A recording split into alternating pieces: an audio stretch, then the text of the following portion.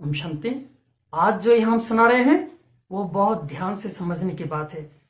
आज ये हम सुना रहे हैं कि मन क्या होता है और मन हमारे शरीर में क्या काम करता है, मन कितने प्रकार के होते हैं और मन को हम काबू कैसे कर सकते हैं। इन चारों बातों को एक एक करके जितना हो सके शॉर्ट में आपके सामने स्पष्ट करेंगे। आप उसे ध्यान से समझने की कोशिश कीजिएगा। पहली बात है कि मन क्या होता है। मन है आत्मा की एक शक्ति जिसके आधार से आत्मा इस शरीर को चलाते हैं। आत्मा की जो इच्छाएं हैं वो इच्छा मन के द्वारा प्रकट होता है, अर्थात मन के द्वारा विचार देते हैं, संकल्प देते हैं, डायरेक्शन देते हैं, जिसके आधार से इस शरीर को चलाते हैं कि ये हमें करना है, ये हमें खाना है, वहां हमें जाना है। और मन में जो विचार उत्पन्न होता है, अर्थात जो हमें करने के लिए डायरेक्शन मिलता है, वही हम करते हैं। उदाहरण में मान लीजिए आप माउंट आबू से बहुत दूर हैं। अगर आपके मन में यह विचार उत्पन्न होता है, संकल्प आता है कभी हमें माउंट आबू में जाना है, तभी आप माउंट आबू कभी आ सकते हैं।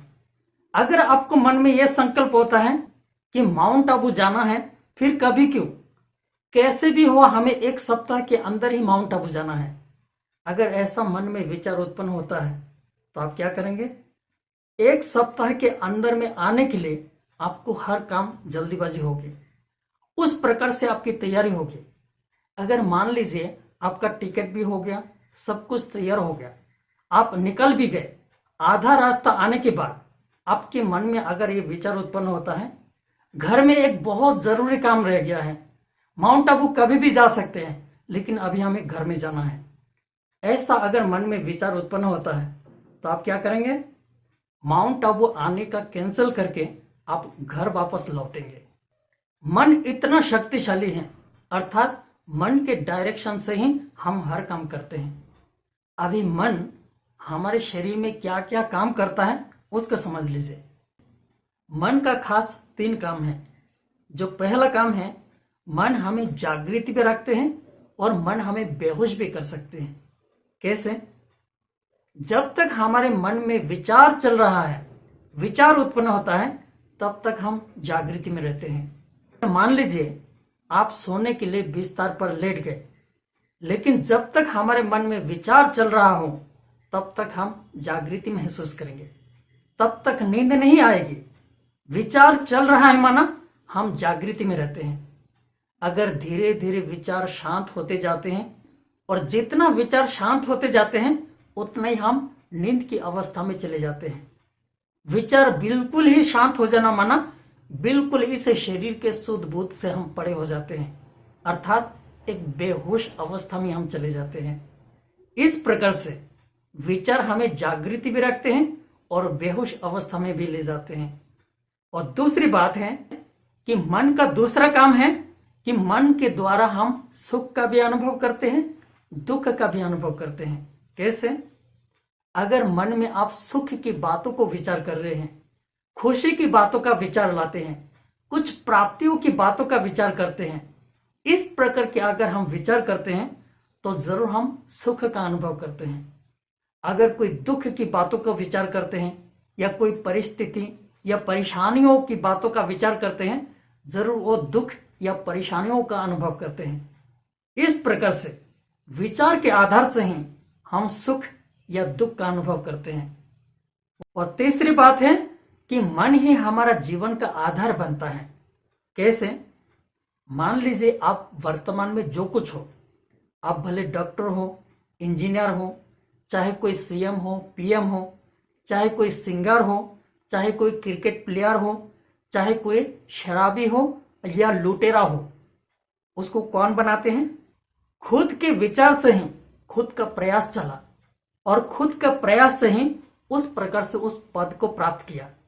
इस प्रकार से खुद के विचार से ही उस प्रकार से वो बनते हैं।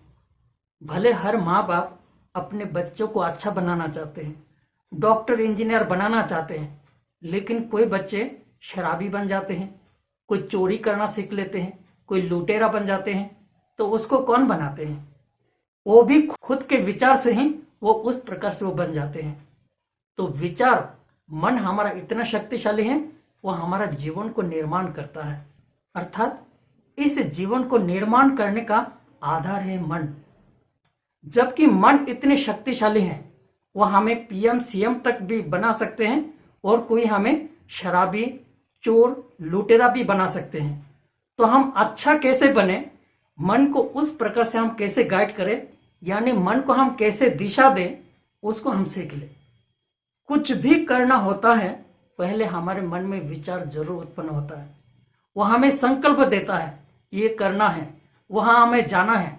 लेकिन पहले जो विचार उत्पन्न होता है उसको हम तोलना सीख ले कि ये करना सही है या ये करना हमारे लिए गलत है।